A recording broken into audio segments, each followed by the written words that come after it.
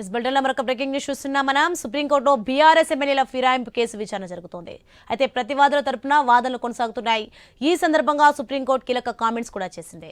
Right, ఇదే అంశానికి సంబంధించి మరింత సమాచారం మా ప్రతినిధి స్వామి ఫోన్లలో అందించి సిద్ధంగా ఉన్నారు. స్వామి, ఎలాంటి వ్యాఖ్యలు చేసింది, దీనికి సంబంధించిన పూర్తి డీటెయిల్స్ ఏంటి?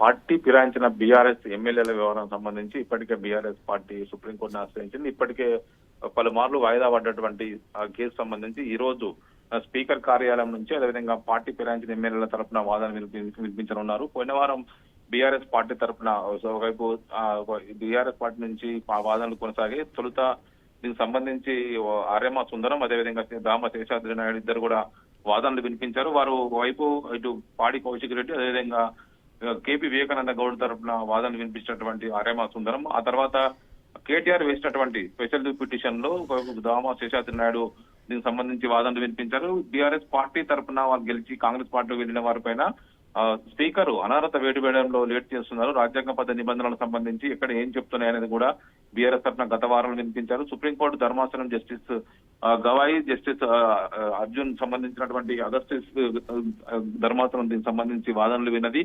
దీనికి సంబంధించి స్పీకర్ కు రాజ్యాంగం కల్పించిన విశేష అధికారులను కోర్టులు హరించలేవని చెప్పేసి కూడా వీరి తరఫున స్పీకర్ కార్యాలయం తరఫున ముకుల్ రోహిత్కి వాదనలు వినిపిస్తూ ఉన్నారు. హైకోర్టు కూడా స్పీకర్ సమయం విజ్ఞప్తి చేసినప్పటికీ కూడా ఆ స్పీకర్ ను కోర్టులు ఏ విధంగా ఆదేశిస్తాయో అనేది కూడా స్పీకర్ కార్యాలయం తరఫున ఇటు మరోవైపు ఇటు ముకుల్ రోహిత్ కి వాదనలు అయితే వినిపిస్తున్నారు. ఇటు పార్టీ మారినటువంటి ఎమ్మెల్యేలో ప్రధానంగా ముగ్గురు తొలుత పార్టీ ఫిరాయించారు. ఇటు తెల్లం వెంకట్రావు, కడియం శ్రీహరి, దానం నాగేందర్ ముందు పార్టీ ఫిరాయించారు. వారి తరఫున ఈ వాదనలు అయితే తొలుత పిటిషన్ వేసినటువంటి మరోవైపు ఇటు కేపీ వివేకానంద గౌడ్ వీరంతా తొలుత పిటిషన్ వేశారు. ఆ తర్వాత పార్టీ వర్కింగ్ ప్రెసిడెంట్ హోదాలో కేటీఆర్ మరొక స్పెషల్ పిటిషన్ వేశారు. ఇటు పోచారం శ్రీనివాస్ రెడ్డి అదేవిధంగా ఇటు గద్వాల ఎమ్మెల్యే కృష్ణమోహన్ రెడ్డి అదేవిధంగా ఇటు కాళే యాదయ్య, రాజేంద్రనగర్ ఎమ్మెల్యే ప్రకాష్ గౌడ్, పటాంజరు ఎమ్మెల్యే గూడెం మైపాల్ రెడ్డి అదేవిధంగా డాక్టర్ సంజయ్ వీళ్ళంతా పార్టీ ఫిరాయించినటువంటి 7 మంది ఎమ్మెల్యేల విషయంలో కేటీఆర్ ఒక పిటిషన్ వేశారు. పోయిన వారం పిటిషనర్ తరపునటువంటి వాదనలు విన్నటువంటి ధర్మాసనం ఈ రోజు స్పీకర్ కార్యాలయం అదేవిధంగా పార్టీ ఫిరాయించిన ఎమ్మెల్యేల తరఫున వాదనల్ని